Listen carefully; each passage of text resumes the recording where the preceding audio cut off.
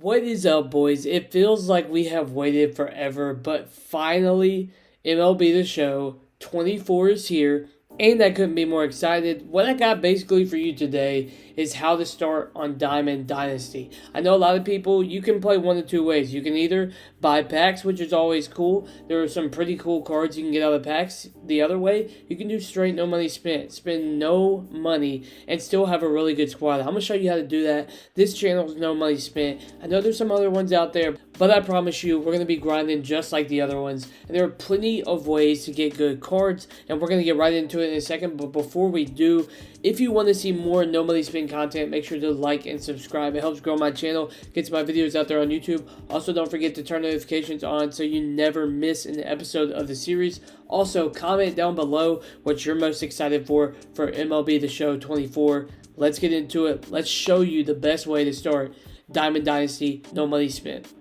A new feature from last year that they also incorporated into this year is storylines. Now you have two paths that you can take right when you step into storylines. You can focus on the Negro Leagues, or you can go over to the Derek Jeter specific storyline.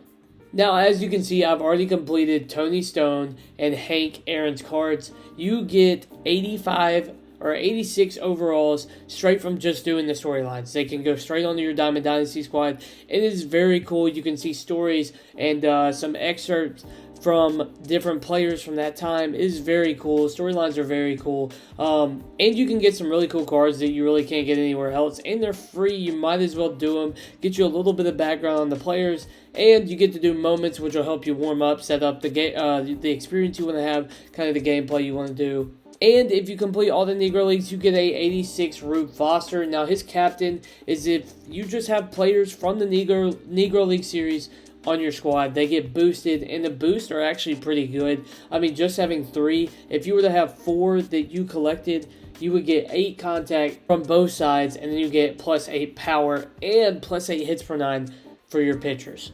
And on the other side is a Derek Jeter specific storyline. Doesn't matter how you feel about him, this is very, very cool, and you can get a pretty good Derek Jeter 85 captain card along the way. You can actually get a couple 84s, I believe, too. I think you can get a Mariano Rivera and a Jorge Posada. So, this is a very, very cool way to get a very, very cool card. And, hey, if you like the Derek Jeter from last year, it's just going to be an 85 version of the card you had last year. So, if you like his swing, you might as well do it. And, again, it's missions and moments that you can do, which can help with your warming up or getting gameplay set up. It depends on how you want to go about it.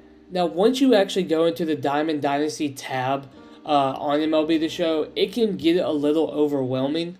And as you can see, there is a ton of stuff that you can do. But the best way that you want to get started is just getting better cards. So first off, if you're new to the game, the best way to get cards is literally just playing the game.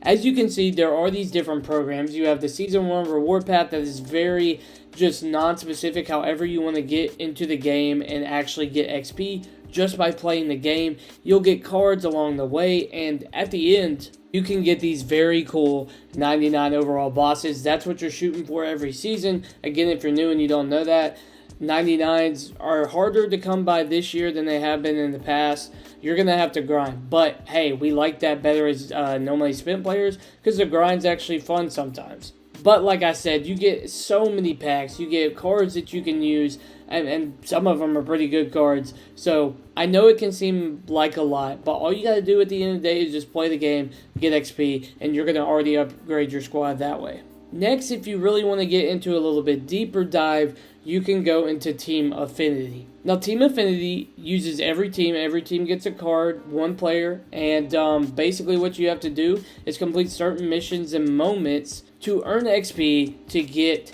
these bosses. I mean, they're not really called bosses, but we're going to call them bosses. And each division has their own 5. So you can kind of go in any order you want. If you want to get your favorite team, say you're a Padres fan, you just do NL West moments, get your guy, get your Padre Team Affinity Season 1, Chapter 1 guy, who would be Tony Gwynn in this instance, who is always a good hitter, by the way. And you can just go after him. You can go in any order you want. It is just grinding. There are specific missions and specific moments, like I said, and it's a really good way to play the game, for one, and get XP. It will also contribute to your reward path XP, and you can't go wrong with that. If you want to go even a little bit more in depth, there will be more programs that you can go to just on the other side right here. And there's a lot of stuff that they add throughout the year. I mean, we could go all the way back with the Extreme Moments, the Race to 98 program. Postseason programs will usually be over here. Right now, it's a spring breakout. The best thing you can do is play the moments real quick and then do the missions and upgrade. I mean, these are free cards. The Tremar is cracked. He's got a great swing. And you can get all the way up here. You can get an 89 Dylan Cruz by just doing this program alone. On the other hand, they do this every year, and this year it's a starter program again. You get an 85 Rafael Palmeiro, who is a new legend, by the way, and an 86 Sandy Alcantara that you can add to your squad immediately. Again, you can do moments, and you can look at these missions, figure out what to do, get XP for it, and just keep grinding for new cards. Now, you're probably wondering how you can get gameplay XP without playing other people if you just want to grind offline. Well, there are single-player modes for that. Mini Seasons is a great way. I'm not going to go into it because it gives me a whole spiel and I haven't clicked on it yet. But basically, what you do is play a mini season, about 30 games, and you're going to play CPU-generated rosters who are usually as good as your team or a little bit better. If you complete that, you get a whole number of packs, and you can use it for XP for your players, which you can use for the Season 1 reward path. It's just a great way overall to either get timing down, you can play on any difficulty. It's just a great way to get XP.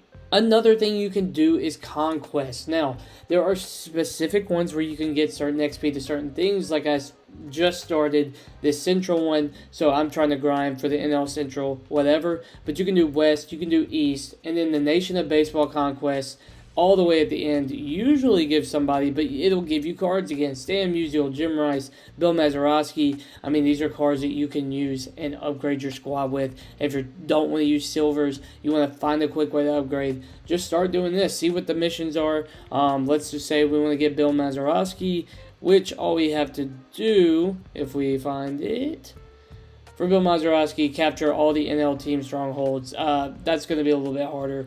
But hey, there are specific missions to unlock specific players, and they're going to upgrade your team. And if you need people or games to play, you have players that need XP, you can go in here and get more XP with them. It is a great way to earn Season 1 reward path, Team Affinity XP, Player XP, you name it. Conquests are perfect for it. Now you can also do showdowns. Showdowns are a little bit different than what I've gone through before, but basically you have to go play a game, and it'll give you a mission or a set of goals that you have to do in the game, and you're going to try to do it. You're going to draft a team. I'm not going to really go into it, but you'll draft a team, you'll go through these moments of missions, and you'll basically try to upgrade your team that way. You can get vouchers from the showdowns, and it will give you XP to certain programs depending on what you do. Like I said, it'll tell you right here, starter, team affinity, spring breakout, you name it. As soon as they get more programs, they're going to add them more. But new this year is that they are repeatable, which is sick. Usually in the past, you do it one time, it's over. Conquest is still one time over, but showdowns are now repeatable. Now you're at the point where you're like, all right, dude, I just want to play other people. Well, you can go to a plethora of things if you want to. Ranked seasons, man. You go head-to-head with your best squad. 9 innings and less of a mercy, of course. And you can get, just by playing these 3 cards, you'll have a choice of that. Now, once you start, if you care about your record and care about moving up in the ranks, you will get rewards the better you are. Also, you'll get a record. It'll be legit. Ranked seasons is basically the ranked game mode of any other multiplayer game. Ranked seasons is where you're going to try hard. You're going to meet tryhards, but you will also meet tryhards in Battle Royale. You enter for a 1,500 stubs, but it doesn't stop there. You draft a team. Yeah, you heard me. You draft your own team. You will get 2 diamonds, and the rest will be a mix of gold, silvers, and bronzes. Your goal this year is to win 10 games without losing 2. But if you play Battle Royale, you get points for the program.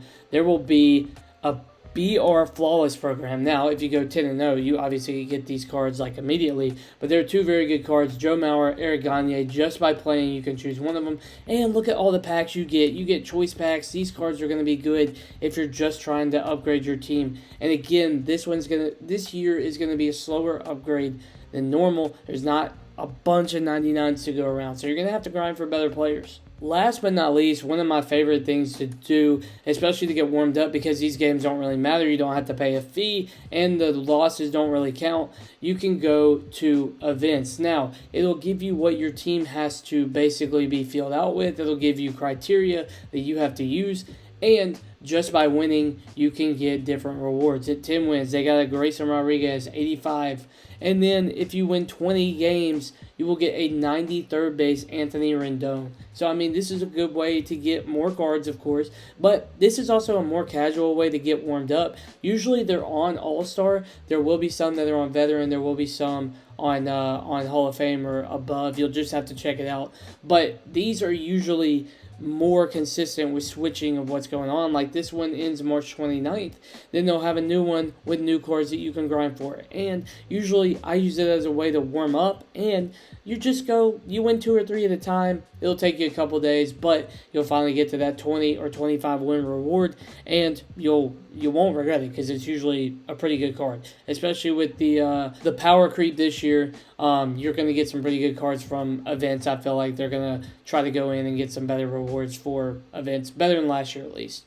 But like I said, I have only been grinding for like 2 hours, and I already got this squad. Finished a couple storylines, did some spring breakout stuff, got some XP, and I mean, literally 2 non-diamonds in the starting lineup. Pitchers are a little bit harder to come by. Gold and silver's there, and then same with the bullpen. But hey, I mean, you got to grind somehow. But like I said, there's some great ways to get started. If you don't know where to start, just take it slow. Try to go through everything, figure out what you want to do, what you don't want to do, kind of figure out ways to get XP, kind of figure out a pattern or rhythm, or you can be like me and just be so sporadic, kind of go whichever way you want, focus on one thing at one time, and then tomorrow I'll focus on another thing. Really doesn't matter. It's a lot of fun. Diamond Dynasty is probably one of the best card ultimate team type modes of any sports game because everybody's on the same playing field. You can spend money if you want to, but you can also go no money spent if you want to, and it doesn't matter. Y'all can both get to the same cards. We will have a lot of Diamond Dynasty content coming up. I'm hoping to get BR, events, ranked seasons, everything. I want to get as many rewards as possible to show you debuts. That's usually how we're going to do it here, but everything I do on here is no money spent.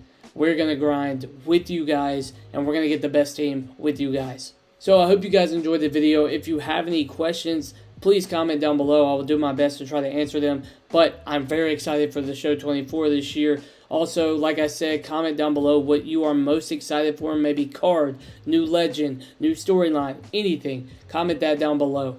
And before you know it, we will be pumping out debuts. So I hope you guys enjoyed the video. I will see you guys in the next one.